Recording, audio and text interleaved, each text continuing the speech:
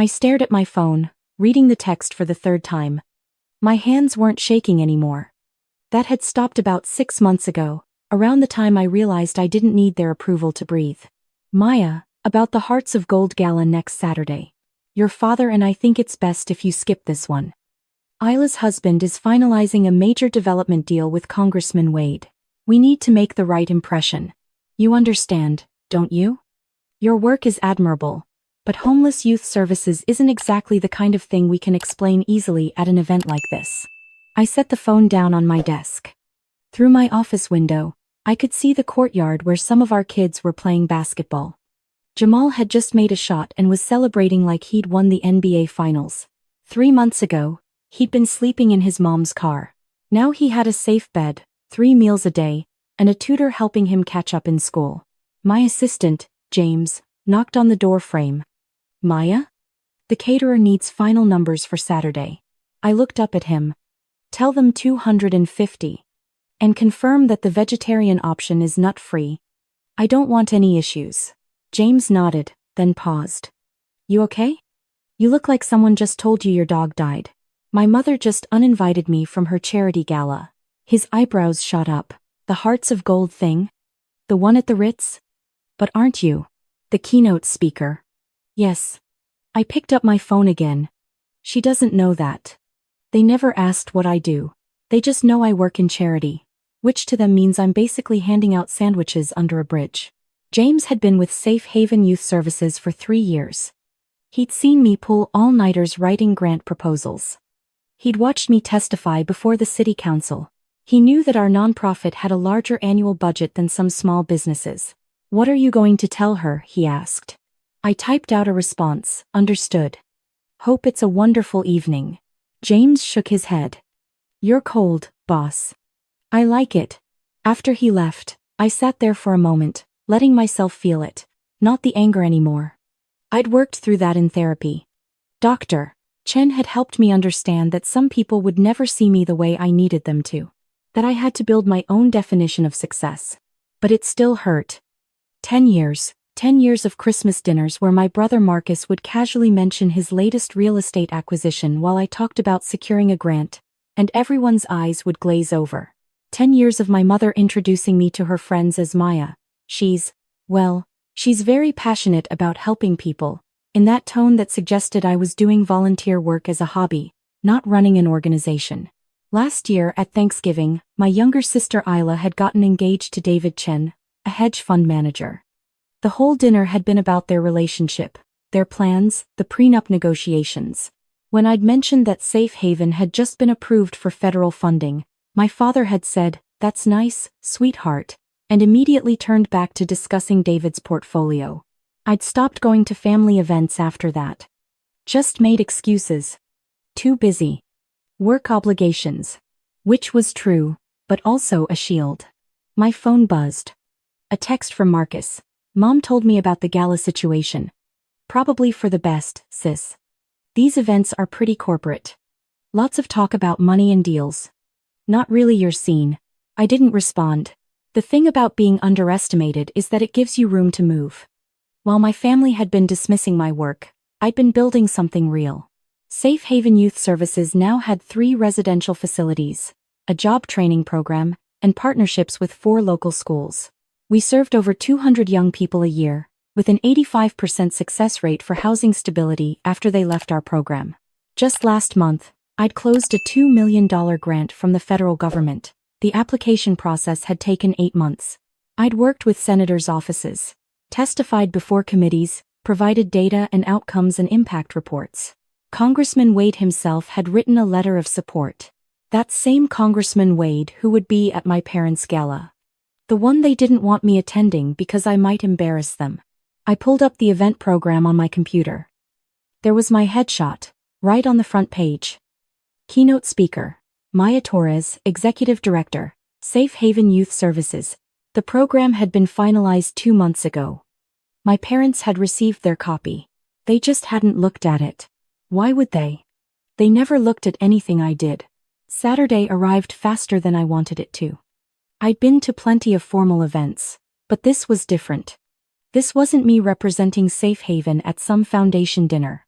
This was walking into my parents' world, onto their turf, where they'd spent a decade treating me like the family embarrassment. I chose a navy dress, professional but elegant. Hair up. Minimal jewelry. I looked like exactly what I was, a nonprofit executive director about to give a keynote speech. I arrived at the Ritz early. The event planner, a woman named Sarah whom I'd been coordinating with for weeks, met me in the lobby. Maya. Perfect timing. I want to show you the stage setup. She walked me through the ballroom. Round tables draped in white linens, centerpieces of white roses, a stage with a podium and the Safe Haven logo projected on the screen behind it. The program starts at 7, Sarah said. Cocktail hour first, then dinner, then your speech at 8:30. You're our grand finale. Sounds good. I was testing the microphone when I heard a familiar voice behind me. Maya? I turned. My mother stood at the ballroom entrance, frozen. She was wearing a gold gown that probably cost more than I made in a month. My father was next to her, equally stunned. What are you doing here? Mom asked. Before I could answer, Marcus appeared with Isla and David. Marcus looked me up and down. Did you get a job with the catering company? That's honest work, Maya. Good for you. Sarah, bless her, stepped in. Miss Torres is our keynote speaker tonight. I was just showing her the stage. The silence that followed was exquisite. Keynote speaker. My father's voice was strained. Maya, what is she talking about? I kept my voice steady, professional. I'm here for work. Safe Haven Youth Services is the primary beneficiary of tonight's gala. I was asked to speak about our programs. I turned to Sarah. Everything looks perfect. I'll be in the green room if you need me. I walked past my family without waiting for a response. My heart was pounding, but I didn't let it show. The next hour was a blur of last-minute preparations. I reviewed my speech notes, touched up my makeup, tried not to think about my mother's face when Sarah had explained who I was. At 7 o'clock, the cocktail hour began. I stayed in the green room, but I could hear the sounds of the party. Laughter, conversation, the clink of glasses. Through a crack in the door, I saw my parents greeting guests. My mother's smile looked tight. At 7:30, Sarah knocked on my door. There's someone who wants to meet you before the program starts. Congressman Wade was in his late 50s, with silver hair and an easy smile. Miss Torres, I've been hoping to connect with you in person. Your work on the Youth Housing Stability Act has been invaluable. We talked for 15 minutes about the bill, about policy, about the gaps in services for homeless youth. He was genuine, engaged, asking smart questions. This was why I did this work.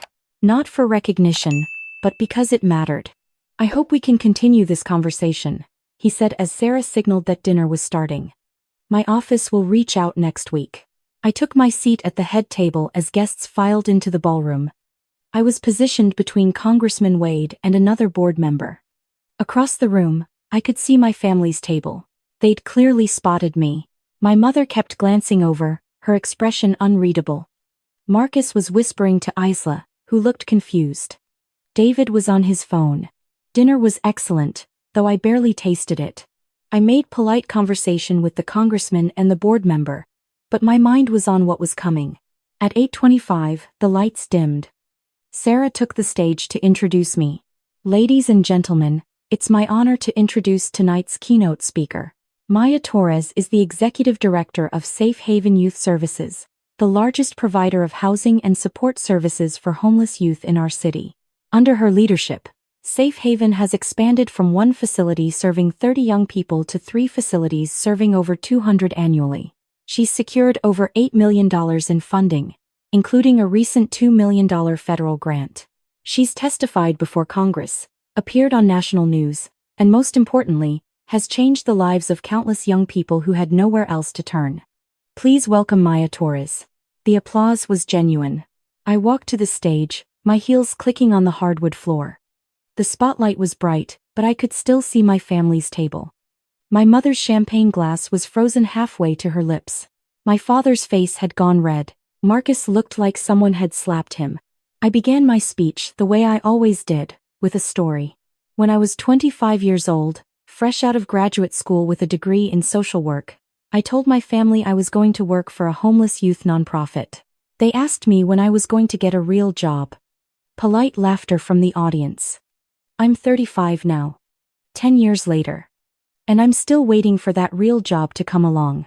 More laughter, but I could see my mother's face had gone pale. Because this is the realest work I've ever done. Every day, I meet young people who've been dealt impossible hands. Teenagers who aged out of foster care with nowhere to go. Kids whose families kicked them out for being gay, or trans, or just different. Young people fleeing abuse, neglect, trafficking. They come to us with nothing but the clothes on their backs and a hope that maybe, just maybe, someone will care. I told them about Jamal, about his basketball celebration. About 16-year-old Sophia who'd been sleeping in the park and was now enrolled in community college. About Marcus, a different Marcus, who'd been on our streets for 2 years and now managed a grocery store. Some people think charity is writing a check at a gala like this one. And don't get me wrong, we're incredibly grateful for the $500,000 being raised tonight. That money will house and feed and educate young people who desperately need it. I paused, let the room settle. But real change? Real change is showing up. It's the staff member who holds a 17-year-old while they cry about the family that rejected them. It's the tutor who stays late to help a kid pass their GED. It's the case manager who makes 50 phone calls to find a young person a job. That's the work that doesn't fit on a tax write-off form. That's the work that doesn't come with a photo opportunity or a plaque on a wall. I saw Congressman Wade nodding. Saw other people in the audience wiping their eyes. Tonight I want to challenge everyone in this room. Yes, donate money. We need it, desperately. But also donate your time. Volunteer. Mentor a young person. Show up to a city council meeting when they're voting on youth services funding. Use your voice, your influence, your privilege to advocate for kids who don't have any of those things. I clicked to my final slide, a photo of our kids, all smiling, standing in front of our newest facility. These young people deserve more than our pity. They deserve our commitment. They deserve a world that sees their potential instead of their circumstances. They deserve adults who don't give up on them, even when everyone else has. I looked directly at my family's table for the first time. Because at the end of the day, success isn't measured by your salary or your title or how many people are impressed by what you do. It's measured by the lives you touch. The people you help, the difference you make when nobody's watching. The standing ovation started before I finished my last sentence. It rolled through the ballroom like a wave. I stood at the podium, accepting it with a slight nod, professional to the end.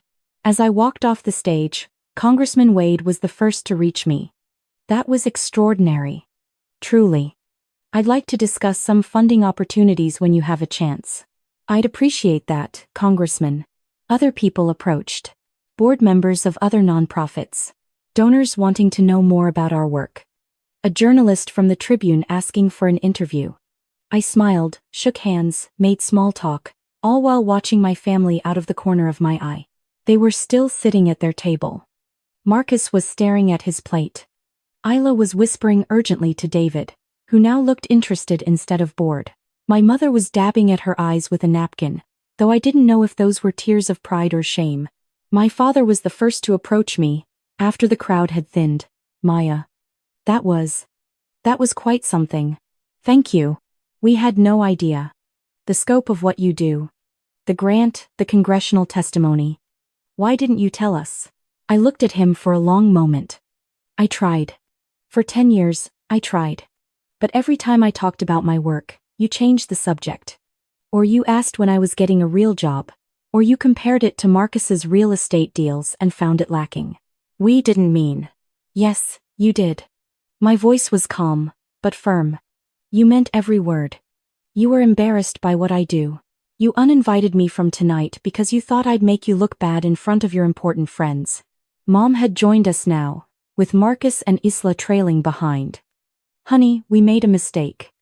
We should have asked more questions. Should have understood what you were building. You should have cared, I said. That's what you should have done. You should have cared about your daughter's life, whether or not it impressed other people. Isla stepped forward. Maya, David wants to discuss some partnership opportunities. He thinks his firm could sponsor some of your programs. I appreciate that. He can contact our development director. I pulled out my phone, opened my contacts. I'll send you her information. Can't we just talk about it now? Family to family? Isla looked genuinely confused. We're not family, I said quietly. Not the way family is supposed to work. Family supports each other. Family asks questions and listens to answers. Family doesn't uninvite you from events because your job is embarrassing. Marcus finally spoke. That's not fair, Maya. We're still your family. We made mistakes, but you made choices, I interrupted. For 10 years, you chose to treat my work like a phase I'd grow out of. You chose to change the subject every time I tried to share what I was doing. You chose to value money and status over meaning and impact. We want to make it up to you, my mother said. Her makeup was smudged now. Please. Let us make this right. I felt something shift in my chest. Not forgiveness, not yet. But maybe the beginning of something. Here's what I need, I said. I need you to respect my work, even when it doesn't come with a 6-figure salary. I need you to stop comparing me to Marcus and Isla and finding me lacking. I need you to understand that I'm not going to change careers, not going to suddenly decide to go into real estate or finance or whatever else would make you proud. We are proud, my father said. Are you? Or are you just impressed because other people were impressed tonight? Because Congressman Wade respects what I do. If he hadn't been here, if I'd given that same speech to an empty room, would you be proud then? The silence answered my question. That's what I thought. I glanced at my watch. I need to go. We have a debriefing with the event team. Maya, wait, my mother reached for my arm. I stepped back, not unkindly but firmly. I'm not cutting you off. I'm not saying we can't have a relationship. But I need you to understand something. I don't need your validation anymore. I needed it 10 years ago when I was starting out, when I was scared and uncertain, and wondering if I'd made the right choice. I would have loved to have my family's support then. I picked up my purse from a nearby chair. But I built this without you. I found my validation in the kids I help, in the staff I lead, in the work itself. You're welcome to be part of my life, but only if you can respect what I do. Not because it impresses your friends, but because it matters to me. We do respect it, Isla said. Tonight proved that you respect other people's opinions of my work. That's not the same thing. I softened my voice slightly. Look, I know this is hard. I know you had certain expectations for how your kids would turn out. But this is who I am. This is what I do. And I'm really good at it. Marcus, surprisingly, was the one who got it. You're right. We were jerks. I was a jerk. I thought because I made more money, my work was more important. That was wrong. Thank you for saying that. Can we start over? He asked. Like, actually start over? I could come visit Safe Haven, see what you do. I studied my brother's face, looking for the smirk, the condescension. I didn't see it. Okay. Call my assistant, set up a time. We can do a tour. I'd like that too, Isla said. If that's okay, fine. But understand, this isn't about you writing a check and feeling good about yourselves. If you come, you listen. You learn. You see the actual work, not the gala version. They nodded. My parents stood there, looking smaller somehow. Older. What about us? My mother asked. What do we do? Start by asking me about my life. Actually asking, and actually listening to the answer. Don't compare me to my siblings. Don't make comments about when I'm going to get a real career. Just see me. The real me. We can do that, my father said. We'll see. I checked my phone. Sarah was texting, asking where I was. I really do have to go. We'll talk soon. I walked away, heels clicking across the marble floor. Behind me, I heard my mother start to cry, and my father's low voice comforting her. Part of me wanted to turn back, to make it easier for them. But I kept walking. In the hallway, I let out a breath I didn't know I'd been holding. Sarah was waiting with the event planner team, champagne in hand. You were incredible, she said, handing me a glass. Everyone's still talking about it. I've already had 3 people ask about your speaking fees. I laughed. I don't have speaking fees. You should. That was a TED Talk level presentation. We debriefed for 20 minutes, going over what worked, what could be improved for next time, professional. Focused. This was my world. These were people who valued the work itself, not the optics of the work. On my way out, Congressman Wade found me one more time. "Miss Torres, I wanted to mention something. There's a position opening up in my office, a director of youth policy. I think you'd be perfect for it. It's a significant pay increase from nonprofit work, and you'd have real influence over legislation." I considered it for exactly 3 seconds. "Thank you, Congressman, but I'm happy where I am. I can have more impact doing what I'm doing now than I could navigating bureaucracy on Capitol Hill." He smiled. "I figured you'd say that. But the offer stands if you change your mind." "I appreciate it." I drove home in silence, processing everything. The speech. The confrontation. My family's reactions. By the time I pulled into my apartment parking lot, I felt settled. Not happy, exactly. Not vindicated. Just clear. My phone buzzed. A text from James. "Boss, I'm getting calls from 3 major news outlets wanting interviews. Apparently someone filmed your speech and it's going viral. What do you want me to tell them?" I smiled. Of course it was viral. That's how these things worked now. Someone's camera phone, a compelling moment, and suddenly the whole world was watching. "Tell them to contact our communications director." I typed back. "This is bigger than me. It's about the kids." Another text came in, this one from my mother. "Your father and I would like to take you to lunch next week. No agenda, no other people, just us. Will you come?" I sat in my car for a long moment, staring at the message. This was the olive branch.